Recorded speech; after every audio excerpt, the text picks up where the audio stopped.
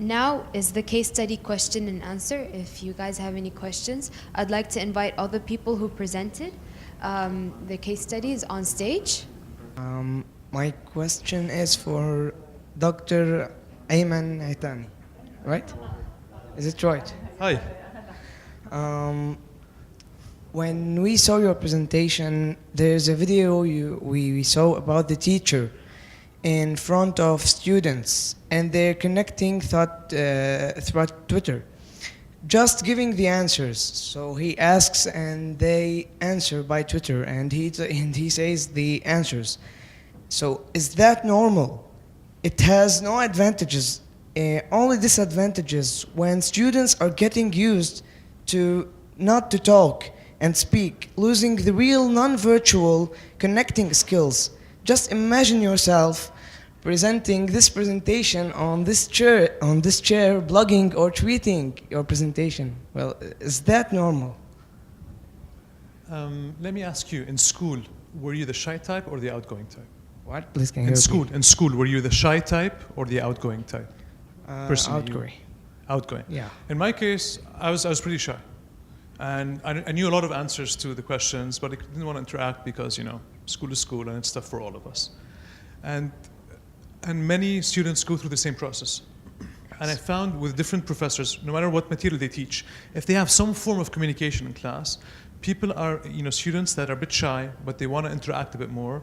They feel more comfortable doing this without having to speak up in class and say that. But for somebody who is outspoken in class like you, it's not a big deal, but for others who are shy and uncomfortable in class speaking up and so on, this is one way of communicating. Thank you. Alex. I never saw anybody in my life that had got over their shyness. It's you. And possibly that's because you I used to. the opportunity to hide behind Twitter. I also used to stutter as well. I still do sometimes. So yeah. Alex, I'd like to know your thoughts on the different panels, because I know you've been quite active in the space. And you've also recently published your own book. I've got concerns about the use of technology in the classroom. I've done stuff like radio interviews recently But by the way, Alex has self-published his own book. He has a book signing tomorrow next to Nahar, in case some of you are around. That's around 5 o'clock. Bless you. I've done radio programs with schools in Dubai that are now giving iPads to 3-year-olds, and I'm starting to worry about this. I've been a technologist all my life. I've got parents who are teachers, my wife's a teacher. I've watched the world of education struggle with and fail with technology all the way through my life. And I do have some worries now about the way that you're all leaping straight into this thing without thinking about it very much, I don't think. Layla, I love the work you're doing. I'm amazed. I've really enjoyed your talk. I've just got one concern to share with you. I'd love to know your feedback on it. Do you not think you're encouraging an approach to learning that is necessarily shallow, that there's no depth of experience? These kids are flim-flamming their way across social media platforms. There's no chance to stop and do depth. Well, the way I look at it is it's just a communication tool. I believe that the student who wants to learn can go now very far. And I really think it's all, if you want to learn, it's up to the students, not the teacher. It's not the book. I think you have learners. You have people who want to learn, and students who want to learn, they will learn at home. They don't even have to go to school. So I don't think it's the technology that makes them want to learn or not, really. And as for usage, as I said, I don't think you can stop students from using their mobile technology. I think it's silly to stop them. I think you just have to find a way to use it for your own advantage. What could I do? I couldn't just tell the students, take away your phone or stop using your phone, or I can't do it to my kids at home. How am I going to do it to my students? So whether they go deep or not is not an issue. I think we have no choice but to use it to our own advantage as much as possible. And I think a learner is a learner. If students want to learn, they will go deep on their own. What we're doing is we're just providing them with information.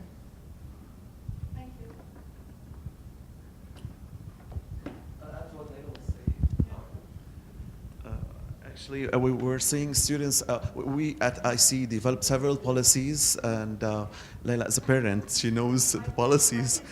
And like every year we change the policy because it doesn't work anymore. Because kids come with BlackBerry, with all of these portable devices, and you cannot take them from, if you take them from them, it becomes a big responsibility. How do you keep them? How do you store them? How to prevent theft and all of this? So we end up, now the latest policy is to not to use it in the classroom. So they hide it in their pockets or in their bags. Whenever they're out in the playground, they can use them.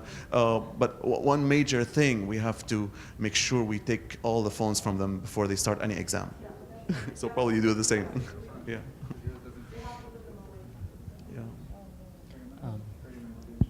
Okay, my name is Mohammed Hijazi, and I'm an AUB graduate. I had a double major in biology and business administration, and I concentrated in marketing. And I'm one of Layla's students as well. And I wanted to say before I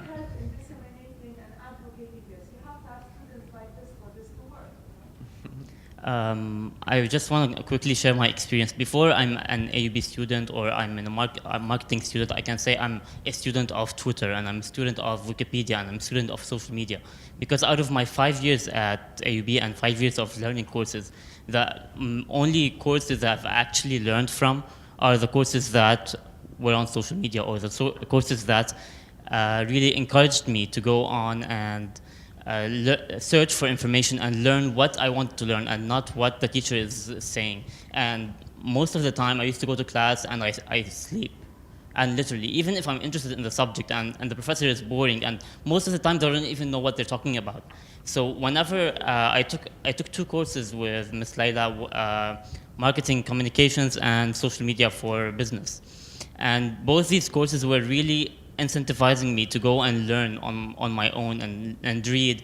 And it's probably a bit challenging, but I like challenging. And to be a good student or to be a good learner, you have to be challenged and not just go acquire the content that the teacher is giving you. And I think the Lebanese education system is really, really lacking at this point. And not even just, I'm not talking about the public schools, I'm talking also about the private schools and the private universities. They claim that we have a good system or that the education is really well, but actually it's not. We have really bad curriculums. The teachers have a really close-minded mindset. I know, like, I'm in university and there are still some courses that if I take my phone out, they would kick me outside of class, and I think that's really intolerable for me. So that was just my experience.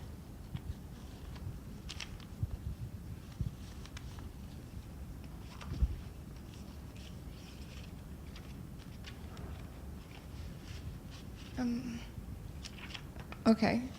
Hi, my name is Jumana Hass, and I'm also a student of Miss Layla.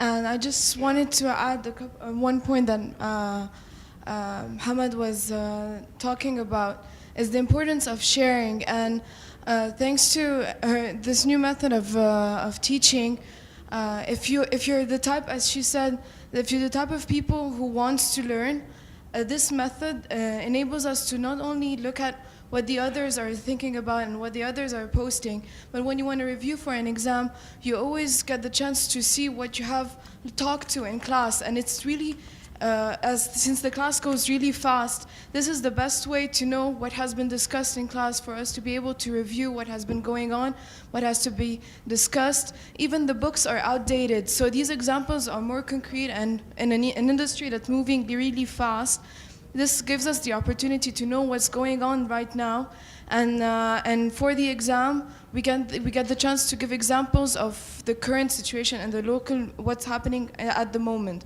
not stuff that has been happening in the past. So this is just my added comment. Hello. You have all been advocating the benefits of potentially using technology in the classroom. I'm just curious to know if you have managed to identify and come across potential disadvantages that you are looking to remedy or could potentially face problems with.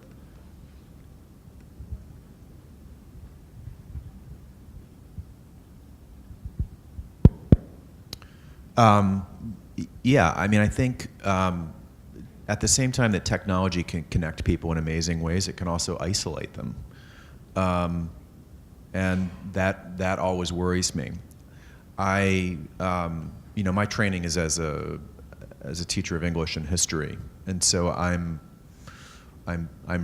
very interested in the humanities, and I wonder if the kind of reading and writing that's happening today on the internet is fundamentally different than the kind of humanistic literacy that we had previously. I think Lila is right. All the evidence shows us that kids are reading and writing more, but there's also evidence suggesting that kids are reading and writing in different ways.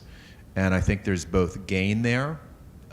Kids are using language more and more and more through their access to different kinds of technology. But it's a different kind of expression, and I don't know where that's going. But I think we're witnessing a transformation in human literacy that's amazing to be a part of. I mean, it's a really exciting moment to be a teacher or an educator.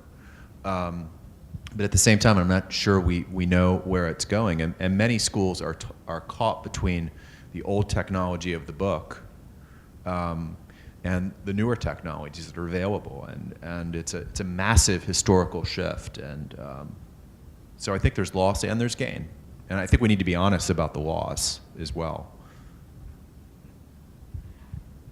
Actually, in addition to what Dr.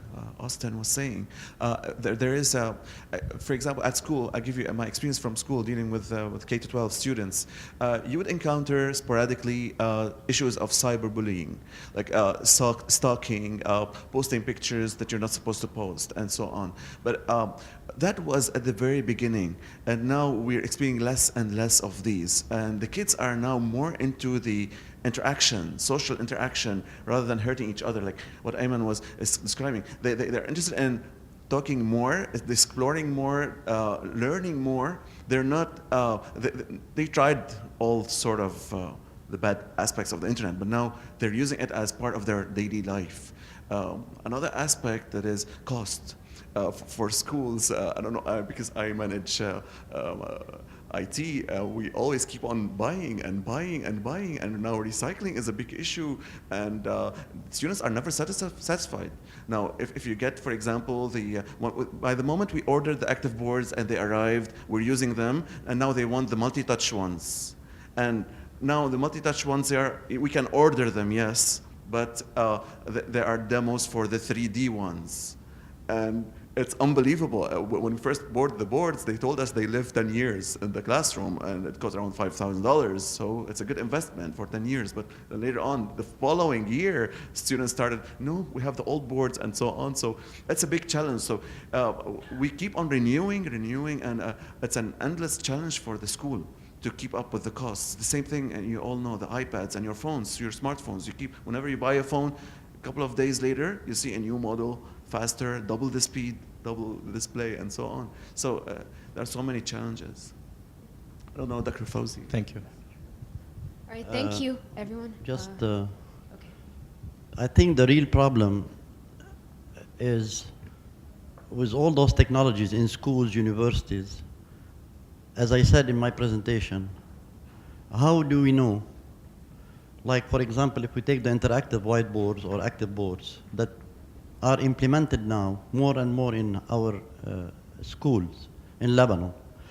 But how do we know that our kids are learning? How do we know that our kids enjoy those boards? So what I'm suggesting, a lot of research is needed in this area. A lot of, I don't know if we have like objectives, how to use those tools, learning outcomes of those tools, and how do we assess them to see if the learning is really happening. So my suggestion is we need to create a community of practice, community of researchers, what we have done, what AUBs are doing, especially at the university level, to help the schools. For example, my kids, they decided last year to just remove the whole, not piloting, this summer, 100 interactive board at one time. And my daughter, she told me, I hate those boards, for example. My son said, I love them. Huh? So we have, but So a lot of research is needed in this area, a lot of community of practice to see what's happening. We have to assess and share the knowledge. For example, at Notre Dame University, we introduced the interactive whiteboard. And now we are a center of excellence. We're by Promethean, because it started at Notre Dame University and now schools. But until now, we've been preaching about high school directors, teachers to come at Notre Dame University, and we were willing to offer them free training about how to integrate biology course into and how to use those interactive board in a biology or chemistry or mathematics. Unfortunately, a lot of schools are using them maybe as just a nice screen, big screen with the LCD projector. But if you look at the Active Inspire, the software, it comes with the interactive board. It has so many powerful tools that the instructor can use in their teaching learning process. Thank you. Thank you for answering their questions. Yes. Can we keep the questions for after, please? Can we start?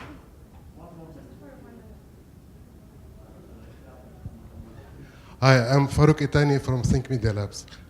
My question is, the majority of the discussions were about the e-learning and social media within the universities. My question is about Lebanon as a whole. You know, in remote countries, in remote villages and cities, we have a lot of talents, excellent talents. So the question is, how are we taking the e-learning to them instead of getting them to university? Taking the e-learning to them in their village and in their cities, remote cities, rather than getting them to the universities. Your recommendation?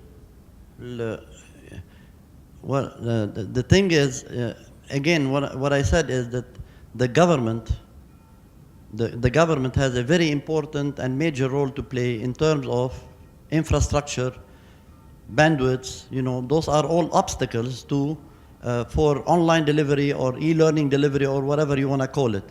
Okay, but let's say, you know, if we are ready at the university level, most of the universities are ready, but again, the government policymakers have to play a very important role in this area, in this regard. Are you recommending that to them?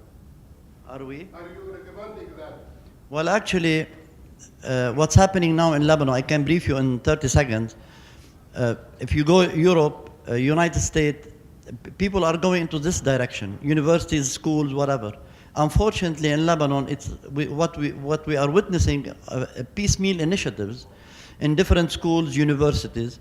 But now, the Lebanese government, the Ministry of Higher Education, they are thinking about forming a small committee to just plan a vision for e-learning, online learning in Lebanon. This is what's happening right now. I don't know how long it will take, but this is I think it's an important step that they initiated.